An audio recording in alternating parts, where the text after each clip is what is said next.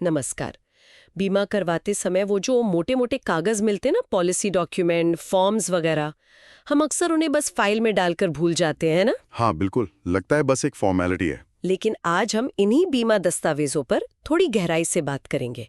ये सिर्फ मतलब खाना पूरी नहीं है। सही कह रही हैं आप। ये बीमा कंपनी और हमारे यानी ग्राहक के बीच भरोसे, स्पष्टता और वो जो कानूनी रिश्ता होता है उसकी नींव है। बिल्कुल, बुनियाद। हमारे पास बीमा से जुड़े इन्हीं दस्तावेजों और प्रक्रियाओं पर कुछ जानकारी जमा है और आज हम उसी का सार निकालेंगे। जी। हमारा आज का मकसद बीमा के इस कागजी सफर को थोड़ा आसान बनाना, जैसे प्रस्ताव फॉर्म भरने से लेकर पॉलिसी मिलने तक, प्रीमियम कैसे भरना है, बीच में कुछ बदलवाना हो तो कैसे होगा और पॉलिसी रिन्यू कैसे होती है। हम समझेंगे कि ये सब इतना जरूरी क्यों है। तो शुरू करें ये पड़ताल। बिल्कुल, देखिए बीमा असल में है क्या? एक कानूनी समझौता, कॉन्ट्रैक्ट। हाँ, कॉन्ट्रैक्ट। और इसमें हर कागज, हर दस्तावेज उसकी अपनी जगह है, अपनी अहमियत है। यही दस्तावेज तो तय करते हैं कि भाई अगर कोई मुश्किल आई तो बीमा धारक को क्या मिलेगा और बीमा कंपनी की क्या जिम्मेदारियां होंगी। अच्छा। तो आज की बातचीत का मकसद यही है कि ये जो थोड़ी तकनीकी सी लगने वाली चीजें हैं, इनको आसान भाषा में समझें, ताकि बीमा लेते समय या बाद में क्लेम करते वक्त कोई उलझन ना रहे, कोई कंफ्यूजन ना हो। हाँ, ये जरूरी है। क्योंकि देखिए, साफ बात, पूरी ईमानदारी और नियमों का पालन यही अच्छे और वैध बीमा की पहचान है। तो फिर इस सफर की शुरुआत कहाँ से होती है? पहला कदम क्या है? पहला कदम है प्रस्ताव फॉर्म, प्रपोजल फॉर्म जिसे कहते हैं। अच्छा, प्रपोजल फॉर्म। हाँ, ये समझिए बीमा खरीदने की पहली सीढ़ी है। इसे वो व्यक्ति भरता है जो बीमा लेना चाहता है, प्रस्तावक यानी प्रपोजर। ओके। और यहीं से वो सिद्धांत लागू होता है जिसे कहते हैं परम सद्भाव, अटमोस्ट गुड फेथ। परम सद्भाव, इसका मतलब? इसका सीधा मतलब है जो भी पूछा जा रहा है वो सब कुछ पूरी ईमानदारी से बताना, कोई बात छिपानी नहीं, कोई जानकारी गलत नहीं देनी। अच्छा, सारी बातें सच सच बतानी है। हाँ, और ये जानना जरूरी है कि ये फॉर्म बीमा कंपनियां खुद छापती हैं। कोई एक स्टैंडर्ड फॉर्मेट नहीं है जो हर कंपनी इस्तेमाल करे। ओ, अलग अलग होता है। हाँ, थोड़ा बहुत फर्क हो सकता है, लेकिन इनमें जो जानकारी मांगी जाती है वो लगभग एक जैसी और बहुत महत्वपूर्ण होती है। जैसे कि प्रस्तावक का पूरा नाम, पता, फोन नंबर, क्या काम करते हैं, किस चीज का बीमा करवा रहे हैं, गाड़ी, सेहत, घर, बैंक डिटेल्स, पैन नंबर वगैरह। ये सारी जानकारी ही उस बीमा अनुबंध का आधार बनती है। अगर यही कोई गड़बड़ी हुई तो समझिए आगे दिक्कत आ सकती है। मैंने भी देखा है, खासकर जब हेल्थ इंश्योरेंस लेते हैं तो पुरानी बीमारियों या अभी कोई स्वास्थ्य समस्या है उसके बारे में काफी डिटेल में पूछते हैं। हाँ बिल्कुल। और ये भी कि पहले कोई पॉलिसी ली थी या अभी कोई चल रही है उसका ब्यौरा भी देना होता है। और यहीं पर देखिए लोग कई बार चूक जाते हैं या जानबूझकर कुछ बातें छिपा लेते हैं। जैसे कोई पुरानी बीमारी ना बताना या स्मोकिंग की आदत छिपा लेना। उन्हें लगता है शायद प्रीमियम बढ़ जाएगा या पॉलिसी मिलेगी ही नहीं। हाँ, ये डर तो रहता है। लेकिन ये बहुत भारी पड़ सकता है। कोई जरूरी बात छिपाना, अधूरी जानकारी देना या गलत जानकारी देना, ये सब बाद में पता चलने पर कंपनी क्लेम देने से मना कर सकती है या पॉलिसी ही रद्द कर सकती है। ओह, तो मतलब सारी मेहनत बेकार। बिल्कुल। इसीलिए फॉर्म के आखिर में एक घोषणा या डिक्लेरेशन होती है। हाँ, वो छोटा सा पैराग्राफ होता है नीचे। जी, उस पर साइन करके प्रस्तावक ये पुष्टि करता है कि उसने जो भी जानकारी दी है वो उसकी जानकारी में पूरी तरह सच और सही है। और हेल्थ इंश्योरेंस के लिए तो बीमा नियामक IRDAI ने इस घोषणा का एक स्टैंडर्ड फॉर्मेट भी तय कर दिया है। इसमें एजेंट या ब्रोकर की भी तो कोई भूमिका होती होगी? उनका काम सिर्फ पॉलिसी बेचना तो नहीं है? आपने बहुत सही पॉइंट उठाया। एजेंट या जो मध्यस्थ होते हैं उनकी जिम्मेदारी सिर्फ कंपनी की तरफ नहीं होती, ग्राहक की तरफ भी होती है। अच्छा। हाँ, उनका ये फर्ज है कि वो ग्राहक को पॉलिसी की सारी जरूरी बातें ठीक से समझाएं। क्या कवर होगा, क्या नहीं होगा, क्या शर्तें हैं, कितना प्रीमियम लगेगा, सब कुछ, ताकि ग्राहक सोच समझकर फैसला ले सकें। ये जरूरी है। कई बार एजेंट बस जल्दी में साइन करवा लेते हैं। हाँ, ऐसा नहीं होना चाहिए। और जब ये फॉर्म कंपनी पहुंचता है तो उनके पास इसे जांचने, परखने और फैसला लेने के लिए आमतौर पर 15 दिन का समय होता है। 15 दिन? जी। इस पूरी जांच पड़ताल की प्रक्रिया को, जिसमें वो देखते हैं कि कितना जोखिम है, बीमा देना चाहिए या नहीं, और अगर देना है तो किन शर्तों पर देना है, इसे अंडरराइटिंग कहते हैं। अंडरराइटिंग, ये शब्द सुना है। हाँ, ये बहुत अहम प्रक्रिया है बीमा में। अंडरराइटिंग के अलावा जानकारी में एक और शब्द दिखा, प्रोस्पेक्टस। ये क्या चीज है? प्रोस्पेक्टस भी एक जरूरी दस्तावेज है। ये बीमा कंपनी जारी करती है और पॉलिसी खरीदने से पहले ग्राहक को मिलना चाहिए। पॉलिसी खरीदने से पहले? हाँ, इसमें साफ साफ लिखा होता है कि उस बीमा प्रोडक्ट में क्या क्या फायदे मिलेंगे, कवरेज की लिमिट क्या होगी, नियम और शर्तें क्या हैं, कौन सी चीजें कवर नहीं होंगी जिन्हें हम अपवाद या एक्सक्लूजन्स कहते हैं, और कौन सी वारंटी लागू होंगी। अच्छा, सब कुछ पहले ही बता दिया जाता है। जी, ये बीमा कानून और IRDAI के नियमों के हिसाब से बनता है। पारदर्शिता के लिए ये जरूरी है।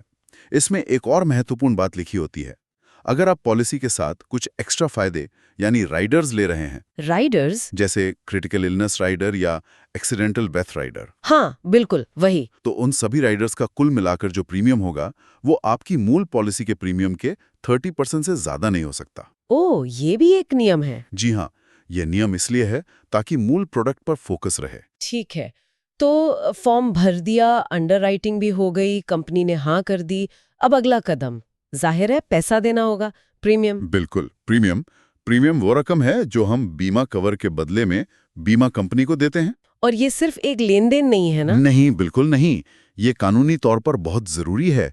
बीमा कानून 1938 की एक धारा है, धारा 64VB। 64VB? हाँ, ये खासकर गैर जीवन बीमा जैसे मोटर, हेल्थ, घर का बीमा, इनके लिए बहुत महत्वपूर्ण है। ये कहती है कि बीमा कंपनी तब तक कोई जोखिम कवर नहीं कर सकती जब तक उसे प्रीमियम एडवांस में ना मिल जाए। एडवांस में मतलब पहले प्रीमियम फिर कवर? एकदम सही। नो प्रीमियम नो कवर, ये मूल मंत्र है। बिना प्रीमियम चुकाए वो सुरक्षा कवच, वो कवर शुरू ही नहीं होता। और भुगतान के तरीके क्या क्या चलते हैं आजकल? अब तो काफी सारे ऑप्शंस हैं। हाँ, काफी विकल्प हैं। IRDA ने भी कई तरीके मंजूर किए हैं।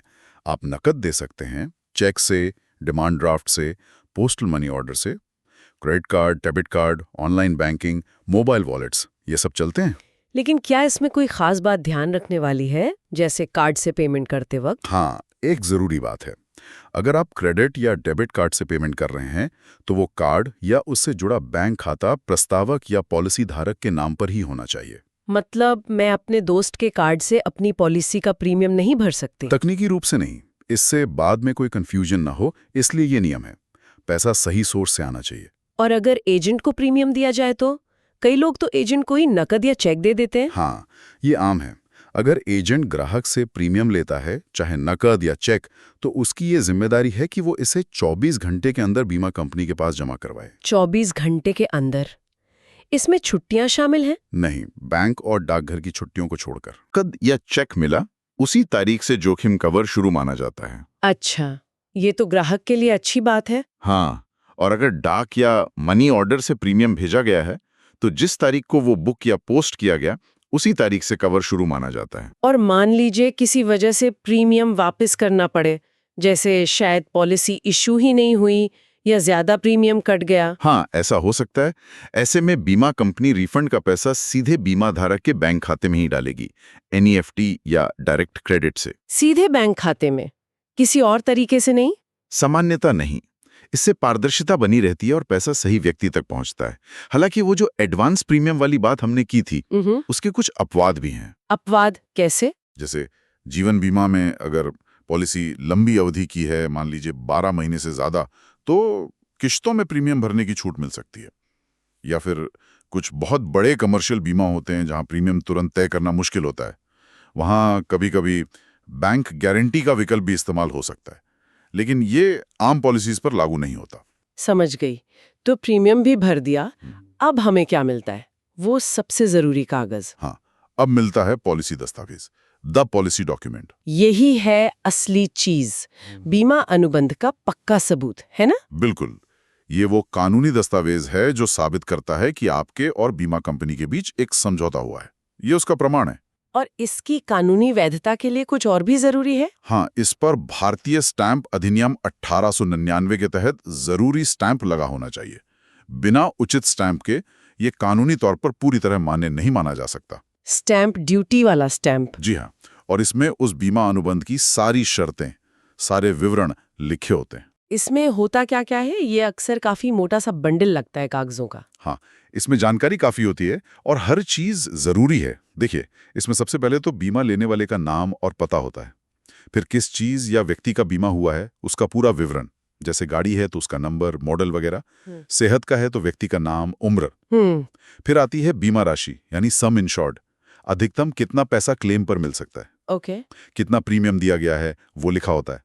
पॉलिसी कब से कब तक चलेगी यानी बीमा की अवधि, और सबसे महत्वपूर्ण कौन कौन से जोखिम कवर हैं, मतलब किन वजहों से नुकसान होने पर पैसा मिलेगा और किन स्थितियों में पैसा नहीं मिलेगा यानी अपवाद, एक्सक्लूजन्स। ये एक्सक्लूजन्स वाला पार्ट ध्यान से पढ़ना चाहिए। बिल्कुल। इनके अलावा पॉलिसी के सामान्य नियम और शर्तें होती हैं। अगर कोई खास शर्त लगाई गई है, जैसे स्वास्थ्य बीमा में किसी बीमारी के लिए वेटिंग पीरियड, तो वो भी लिखी होती है। और अगर आपने कोई राइडर्स लिए हैं तो उनका भी जिक्र होता है। इतना ही नहीं, मेरे ख्याल से इसमें क्लेम करने का तरीका भी बताया होता है। हाँ बिल्कुल, क्लेम कैसे करना है, क्या प्रक्रिया है, कौन से दस्तावेज लगेंगे, बीमा धारक की क्या जिम्मेदारियां हैं, जैसे नुकसान होने पर तुरंत सूचना देना, बीमा कंपनी के क्या अधिकार हैं, पॉलिसी को बीच में रद्द करने के क्या नियम हैं, दोनों तरफ से, ग्राहक की तरफ से भी और कंपनी की तरफ से भी। और अगर कोई शिकायत हो तो? हाँ, वो भी। शिकायत निवारण तंत्र, ग्रीवेंस रिड्रेसल का पूरा प्रोसेस और बीमा लोकपाल, ओम्बुड्समैन का पता और संपर्क विवरण भी दिया होता है। वाकई ये तो पूरी गाइड बुक है एक तरह से। इसे संभाल कर रखना और समझना बहुत जरूरी है। निश्चित रूप से। अच्छा, पॉलिसी में कुछ और शब्द भी इस्तेमाल होते हैं, जैसे शर्तें, कंडीशंस और वारंटीज। इनमें क्या फर्क है और ये क्यों महत्वपूर्ण है? हाँ, ये दोनों ही बहुत महत्वपूर्ण है। शर्त यानी कंडीशन वो प्रावधान है जिस पर अनुबंध आधारित होता है। अगर शर्त पूरी नहीं की जाती तो अनुबंध पर असर पड़ सकता है, क्लेम मिलने में दिक्कत आ सकती है। कोई उदाहरण देंगे? एक आम शर्त जो लगभग हर पॉलिसी में होती है वो ये कि अगर बीमा धारक कोई झूठी जानकारी देता है या जानबूझकर धोखाधड़ी करने की कोशिश करता है तो उसे पॉलिसी का कोई भी लाभ नहीं मिलेगा, सब जब्त हो जाएगा। या जैसे स्वास्थ्य बीमा में शर्त हो सकती है कि अस्पताल से डिस्चार्ज होने के मान लीजिए 15 या 30 दिनों के अंदर अंदर क्लेम के सारे कागजात जमा करने होंगे। लेकिन इसमें शायद कुछ छूट मिल सकती है अगर कोई वाजिब वजह हो। हाँ, अगर देरी की कोई ठोस और वाजिब वजह है तो कंपनी विचार कर सकती है, लेकिन नियम यही है कि समय पर सूचित करें और कागजात दें। और वारंटी? ये शर्त से कैसे अलग है? वारंटी आप समझिए, शर्त से एक कदम आगे है, ये ज्यादा सख्त होती है। ज्यादा सख्त? हाँ, वारंटी बीमाकर्ता की देनदारियों को सीमित करने या जोखिम को नियंत्रण में रखने के लिए लगाई जाती हैं, और अनुबंध की वैधता के लिए इनका अक्षरशः या मतलब बिल्कुल सख्ती से पालन करना जरूरी होता है। मतलब इसमें कोई ढील नहीं? सामान्यतः नहीं। अगर वारंटी का उल्लंघन हुआ तो कंपनी क्लेम देने से साफ मना कर सकती है, भले ही उस उल्लंघन का नुकसान से सीधा कोई संबंध ना हो। कोई उदाहरण? जैसे मान लीजिए किसी फैक्ट्री की आग की पॉलिसी में ये वारंटी है कि रात में चौकीदार हमेशा तैनात रहेगा। अगर किसी रात चौकीदार नहीं था और आग लग गई तो कंपनी क्लेम मना कर सकती है, भले ही आग लगने की वजह कुछ और हो। ये तो बहुत स्ट्रिक्ट है। जी। या जैसे किसी पर्सनल एक्सीडेंट पॉलिसी में ये वारंटी हो सकती है कि एक समय में एक हवाई जहाज में कंपनी के 5 से ज्यादा बीमाकृत कर्मचारी सफर नहीं करेंगे। ये कंपनी अपना कुल जोखिम सीमित रखने के लिए करती है। और अगर इन शर्तों या वारंटी का पालन नहीं हुआ तो क्या क्लेम हमेशा खारिज ही होता है? देखिए, तकनीकी रूप से खासकर वारंटी तोड़ने पर अनुबंध अमान्य हो सकता है और क्लेम खारिज हो सकता है। लेकिन आजकल व्यवहार में बीमा कंपनियां थोड़ा व्यवहारिक रवैया अपनाती हैं। वो मामले की गंभीरता को देखती हैं, अपनी कंपनी की पॉलिसी के हिसाब से फैसला लेती हैं। मतलब थोड़ी गुंजाइश रहती है। हो सकता है शायद क्लेम पूरी तरह खारिज न करें, लेकिन क्लेम की रकम में कुछ कटौती कर लें। ये केस टू केस बेसिस पर निर्भर करता है, लेकिन बेहतर यही है कि सभी शर्तों और वारंटी का पालन किया जाए। बिल्कुल, रिस्क क्यों लेना। अच्छा, अब मान लीजिए पॉलिसी चल रही है और बीच में कुछ बदलाव करवाना है, जैसे मेरा पता बदल गया, या मैंने गाड़ी में सीएनजी किट लगवा ली, या घर पर लोन लिया है तो बैंक का नाम पॉलिसी में जुड़वाना है। ये सब कैसे होगा? हाँ, ये सब बदलाव होते रहते हैं। इसके लिए पृष्ठांकन या एंडोर्समेंट का इस्तेमाल होता है। एंडोर्समेंट? ये जारी होने के बाद पॉलिसी का ही अभिन्न अंग बन जाता है। तो क्या क्या बदलाव हो सकते हैं एंडोर्समेंट से? कई तरह के, जैसे बीमा राशि बदलनी हो, नाम या पते में कोई हल्ती ठीक करनी हो, गाड़ी या प्रॉपर्टी में कोई बदलाव हुआ हो, जैसे सीएनजी किट लगना, लोन देने वाले बैंक का हित इंश्योरेबल इंटरेस्ट जोड़ना हो, या पॉलिसी रद्द करनी हो, इन सब कामों के लिए एंडोर्समेंट जारी किया जाता है। यानी पॉलिसी जारी होने के बाद भी उसमें बदलाव संभव है एंडोर्समेंट के जरिए? हाँ, बिल्कुल। कभी-कभी पॉलिसी की भाषा थोड़ी कह सकते हैं जटिल या कंफ्यूजिंग लग सकती है। अगर किसी क्लॉज के मतलब को लेकर बीमा धारक और कंपनी में असहमति हो जाए, तो उसे कैसे समझा जाता है? मतलब किसकी बात मानी जाएगी?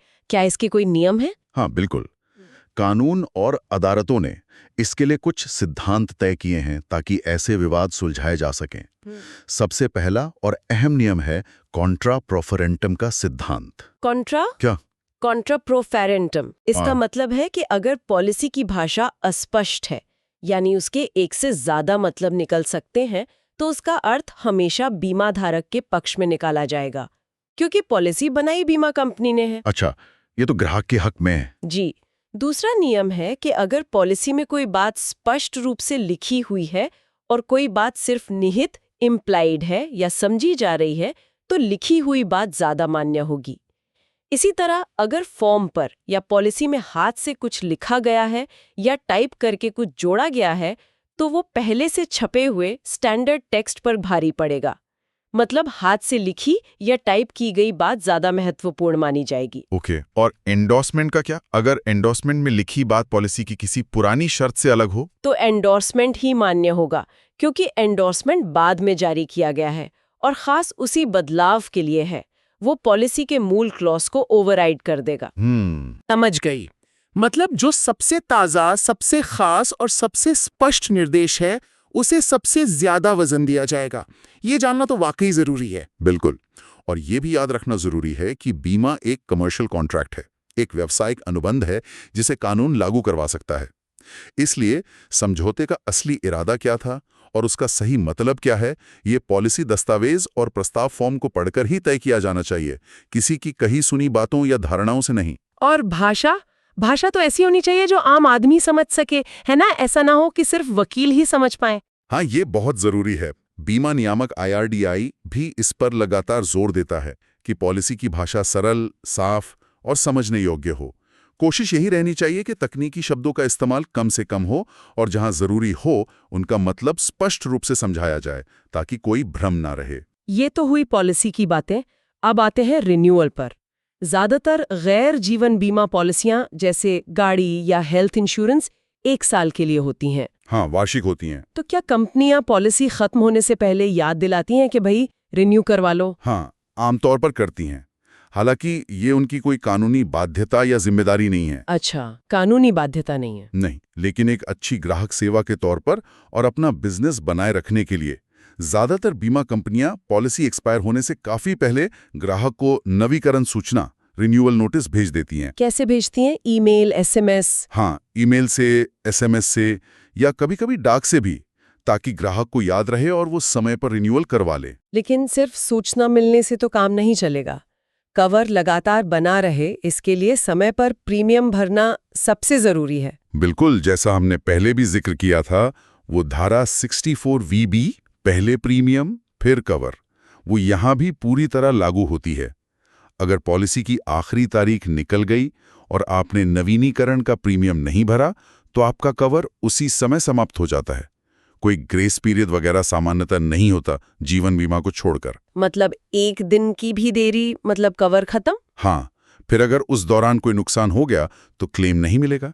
इसलिए समय पर रिन्यूअल बहुत जरूरी है। आजकल एक और चीज बहुत सुनने को मिलती है, खासकर बैंकों में, KYC, अपने ग्राहक को जाने या नो योर कस्टमर। बीमा में इसका क्या रोल है और ये क्यों जरूरी है? KYC और इसके साथ जुड़ा AML यानी एंटी मनी लॉन्ड्रिंग नियम बीमा क्षेत्र में भी उतने ही महत्वपूर्ण हैं जितने बैंकिंग में। AML, anti money laundering? हाँ, मनी लॉन्ड्रिंग का मतलब है गलत या अवैध तरीके से कमाए गए पैसे को कानूनी सिस्टम में डालकर उसे सफेद बनाना, उसके असली स्रोत को छिपाना। अच्छा। बीमा पॉलिसियों का इस्तेमाल ऐसे गलत कामों के लिए न हो पाए, इसे रोकने के लिए भारत में धन शोधन निवारण अधिनियम 2002 PMLA है और IRDAI ने बीमा कंपनियों के लिए बहुत सख्त KYC और AML दिशानिर्देश जारी किए हैं। तो बीमा लेते समय KYC के लिए क्या-क्या दस्तावेज देने पड़ते हैं? KYC नियमों के तहत हर ग्राहक को अपनी पहचान और पते का सबूत देना होता है। जैसे आधार कार्ड, पैन कार्ड? हाँ, पहचान के लिए Aadhaar card, passport, voter ID, driving licence, PAN card, इनमें से कुछ। पते के लिए भी आधार, पासपोर्ट, वोटर आईडी या कोई हाल का यूटिलिटी बिल जैसे बिजली, पानी का बिल चल सकता है। इसके साथ एक हालिया पासपोर्ट साइज फोटो देनी होती है। पैन नंबर देना अब लगभग सभी वित्तीय लेन देन के लिए अनिवार्य है। और बैंक डिटेल्स? हाँ, प्रीमियम भरने या क्लेम का पैसा पाने के लिए बैंक खाते की जानकारी, खाता नंबर, IFSC कोड भी देनी होती है ताकि पैसा सीधे खाते में आ जा सके। NEFT, RTGS के लिए कई बार खासकर बड़ी रकम की पॉलिसियों में आय का प्रमाण या वित्तीय स्थिति की जानकारी भी मांगी जा सकती है, और ये भी बताना होता है कि आप ये बीमा क्यों ले रहे हैं, उसका उद्देश्य क्या है। क्या ये नियम और दस्तावेज सबके लिए एक जैसे हैं? मतलब एक आम आदमी के लिए या किसी कंपनी के लिए या पार्टनरशिप फर्म के लिए? मूल सिद्धांत तो एक ही है, ग्राहक की सही पहचान और पते की पुष्टि करना। लेकिन दस्तावेज थोड़े अलग अलग हो सकते हैं। जैसे व्यक्तियों के लिए जो हमने बात की वो चाहिए। अगर कोई कंपनी बीमा ले रही है तो उसे अपने रजिस्ट्रेशन का सर्टिफिकेट ऑफ इनकॉर्पोरेशन, मेमोरेंडम और आर्टिकल्स ऑफ एसोसिएशन, कंपनी का पैन कार्ड और जो अधिकारी डील कर रहा है उसके लिए पावर ऑफ अटॉर्नी या बोर्ड रेजोल्यूशन देना होगा।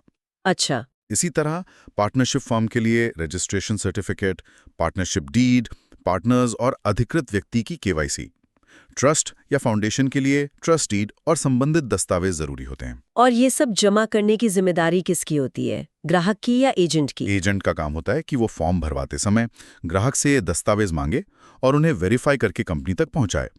लेकिन सही दस्तावेज देना ग्राहक की जिम्मेदारी है। तो आज की इस पूरी चर्चा से एक बात तो बिल्कुल साफ हो गई है कि बीमा की ये जो कागजात है ये सिर्फ फाइल में रखने की चीज नहीं है, ये मामूली नहीं है। बिल्कुल नहीं। ये पूरे बीमा अनुबंध की कानूनी रीढ़ है, उसकी बुनियाद है। प्रस्ताव फॉर्म से कहानी शुरू होती है, जहां ईमानदारी सबसे जरूरी है। हाँ, परम सद्भाव। प्रीमियम रसीद भुगतान का पक्का सबूत है। और कवर शुरू होने की गारंटी। और पॉलिसी डॉक्यूमेंट वो आखिरी मोहर है जो हमारे अधिकारों और कंपनी की जिम्मेदारियों को तय करता है। जी। हर शर्त, हर वारंटी, हर इंडोर्समेंट, इन सब का सीधा असर हमारे अधिकारों और हमारी जिम्मेदारियों पर पड़ता है। एक एक शब्द मायने रखता है। और आखिर में KYC और AML जैसे नियम इस पूरे लेन देन को साफ सुथरा, पारदर्शी और कानूनी बनाए रखते हैं। हाँ, ये सिस्टम को सुरक्षित रखते हैं। तो कुल मिलाकर मेरे ख्याल से स्पष्टता, ईमानदारी और नियमों का पालन यही एक भरोसेमंद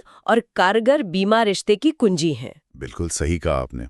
और यहाँ एक बात सोचने वाली है जो मेरे मन में आती है। क्या? कि इतने सारे नियम हैं, भाषा को सरल बनाने की कोशिशें भी हो रही हैं, इतने विस्तृत दस्तावेज दिए जाते हैं, क्या इन सब के बावजूद बीमा लेने वाला एक आम आदमी सच में इन कागजों की हर बारीकी को, हर शर्त को, हर अपवाद को समझ पाता है? ये तो बड़ा सवाल है। शायद नहीं। हो सकता है भविष्य में टेक्नोलॉजी इसमें और मदद करे। शायद डिजिटल पॉलिसीज ज्यादा इंटरैक्टिव हों या AI हमारी मदद करे इन शर्तों को समझने में।